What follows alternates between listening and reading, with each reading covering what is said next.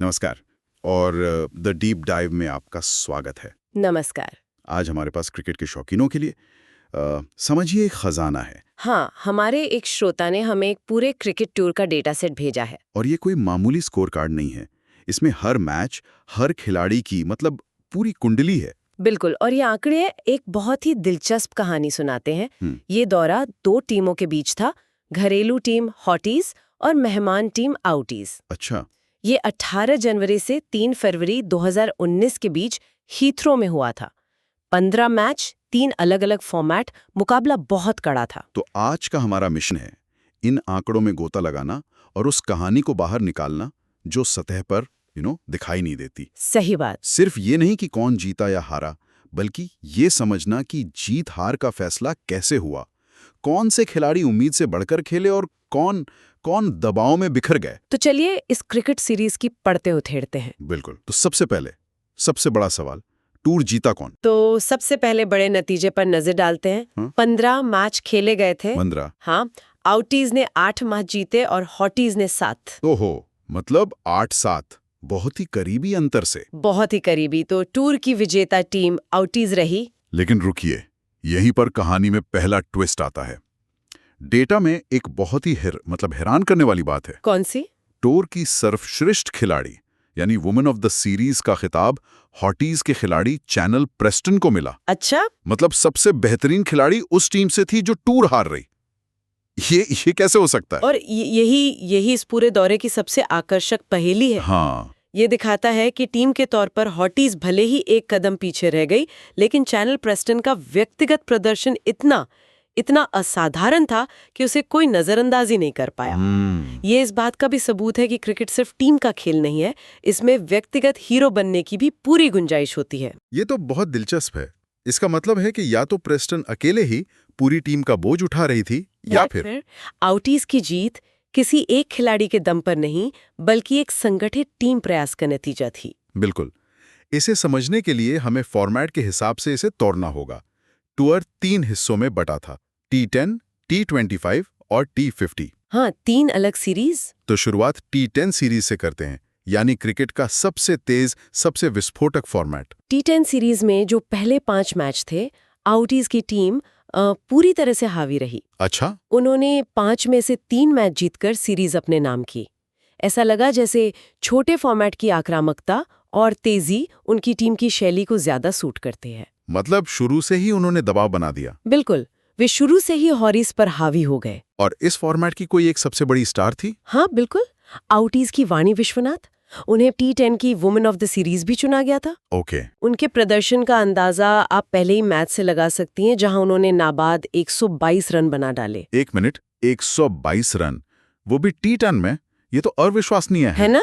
T10 में शतक बनाने अपने आप में एक बहुत बड़ी बात है। इसका मतलब है कि उन्होंने लगभग हर गेंद पर बाउंड्री मारी होगी। हाँ, कुछ ऐसा ही। एक ही खिलाड़ी का इतना जबरदस्त प्रदर्शन, क्या आप T10 फॉर्मेट में यही जीत का फॉर्मूला है कि आपके पास बस 1 या 2 ऐसे विस्फोटक खिलाड़ी हों जो अकेले ही मैच का पासा पलट दें? ये एक बहुत अच्छा सवाल है।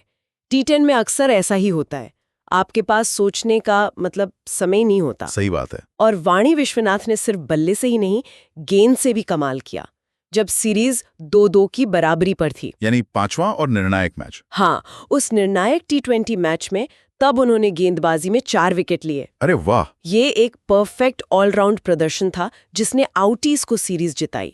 तो मतलब ई-पेन की कहानी साफ है, आउटीज की टीम बेहतर थी और वाणी विश्वनाथ उनकी स्टार थी। बिल्कुल। लेकिन हॉटीज ने भी 2 मैच जीते तो उन्होंने थोड़ी टक्कर तो दी होगी। हाँ, उन्होंने मैच 3 और 4 जीतकर सीरीज में वापसी की कोशिश जरूर की थी, लेकिन वे उस लय को बनाए नहीं रख पाए। तो T10 के बाद आउटीज सीरीज में 1-0 से आगे हो गई। तो T10 में तो आउटीज आगे निकल गई। क्या हॉटीज ने T25 में कोई जवाब दिया? क्या उन्होंने अपनी रणनीति बदली? कहानी T25 में भी लगभग वैसी ही दोहराई गई। अच्छा। ये सीरीज भी बहुत करीबी थी, हर मैच में कांटे की टक्कर हुई, लेकिन नतीजा फिर से वही रहा। आउटीज ने इसे भी 3-2 से जीत लिया। मतलब टूर में 2-0 की अजेय बढ़त बना ली। बिल्कुल। 1 मिनट, यहां भी एक और हैरान करने वाली बात है। डेटा के अनुसार T25 सीरीज की वुमेन ऑफ द सीरीज आउटीज से नहीं, बल्कि फिर से हारने वाली टीम से। हाँ, हॉटीज की मेडिसन आइवी थी। ये क्या हो रहा है? 2 सीरीज और दोनों में सर्वश्रेष्ठ खिलाड़ी हारने वाली टीम से। यही तो इस डेटा को खास बनाता है। ये हमें सोचने पर मजबूर करता है। मैडिसन आइवी का प्रदर्शन इतना शानदार था कि चयनकर्ताओं के पास कोई और विकल्प ही नहीं बचा। उन्होंने क्या था T25 में? उन्होंने T25 सीरीज में 300 से ज्यादा रन बनाए और गेंदबाजी में भी कमाल किया। ये तो बड़ी अजीब बात है कि T25 सीरीज जीतने वाली टीम से कोई भी सर्वश्रेष्ठ खिलाड़ी के लायक नहीं समझा गया। हाँ, क्या आउटीज की जीत सिर्फ एक टीम एफर्ट थी जिसमें कोई भी एक बड़ा स्टार नहीं था? बिल्कुल। ऐसा लगता है कि आउटीज की जीत का राज यही था। उनके 5-6 खिलाड़ी लगातार अच्छा प्रदर्शन कर रहे थे।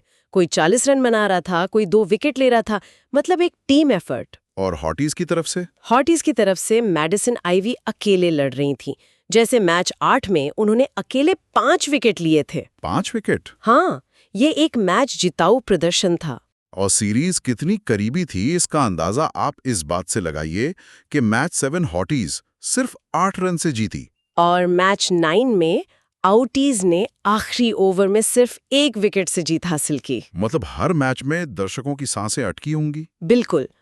तो अब तक आउटीज T10 और T25 दोनों जीतकर टूर अपने नाम कर चुकी थी। हाँ। अब बस आखिरी 5 मैच यानी T50 सीरीज बची थी, जो एक तरह से सम्मान की लड़ाई थी। हाँ, और यहाँ आकर कहानी ने एक जबरदस्त मोड़ दिया। T10 और T25 हारने के बाद घरेलू टीम हॉटीज ने लंबे फॉर्मेट में शानदार वापसी की और T50 सीरीज 3-2 से जीत ली। उन्होंने दिखाया कि जब बात संयम और लंबी पारी खेलने की आती है तो वे बेहतर हैं। और इस शानदार वापसी की नायिका एक ही थी, वही चैनल प्रेस्टन, जिन्हें T50 की वुमन ऑफ द सीरीज चुना गया।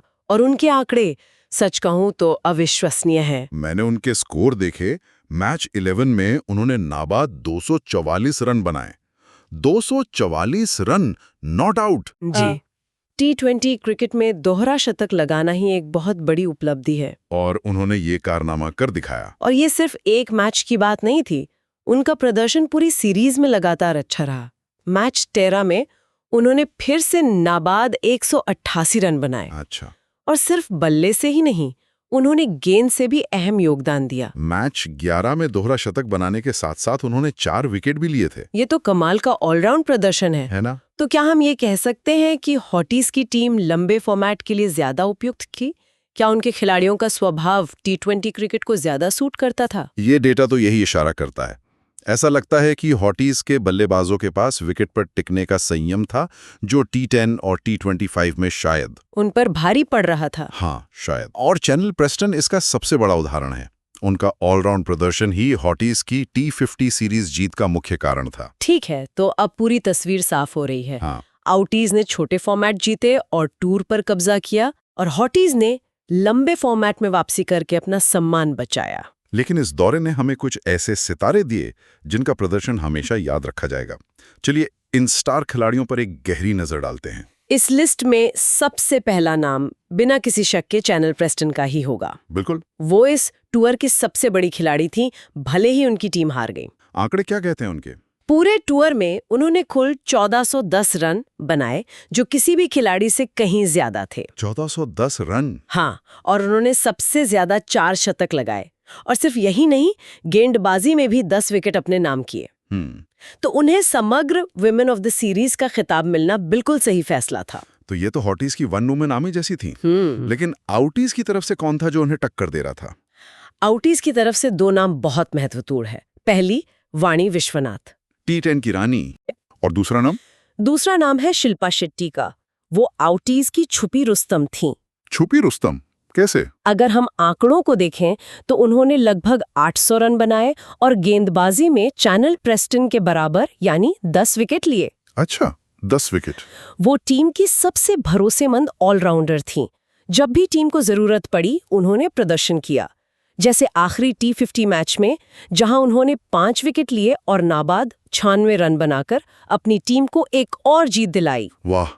और चौथा नाम जिसे हम नहीं भूल सकते वो है हॉटीज की मैडिसन आइवी, T25 की स्टार। हाँ, उनका संघर्ष भी कमाल का था। बिल्कुल। भले ही उनकी टीम T20 सीरीज हार गई, लेकिन उस सीरीज में उन्होंने 312 रन बनाए और 5 विकेट भी लिए। और इसीलिए उन्हें वुमेन ऑफ द सीरीज चुना गया। हाँ, उनकी कहानी एक ऐसे योद्धा की है जो अंत तक अकेले लड़ता रहा। तो अगर हम इस पूरे दौरे का निचोड़ निकालें तो तस्वीर बहुत साफ और दिलचस्प है। हाँ बिल्कुल। आउटीज ने छोटे प्रारूपों T10 और T25 में अपनी आक्रामकता और बेहतर टीम संतुलन के दम पर बाजी मारी और टूर 8-7 से जीत लिया। वहीं दूसरी तरफ हॉटीज ने लंबे प्रारूप T50 में दिखाया कि उनके पास बेहतर संयम और व्यक्तिगत रूप से असाधारण प्रतिभा वाले खिलाड़ी थे, खासकर चैनल प्रिस्टन। हाँ खासकर वो। और सबसे दिलचस्प बात जो हमने शुरू में भी कही थी वो ये है कि टूर की सबसे बेहतरीन खिलाड़ी हारने वाली टीम से थी। बिल्कुल। ये क्रिकेट की उस पुरानी बहस को फिर से जिंदा करता है,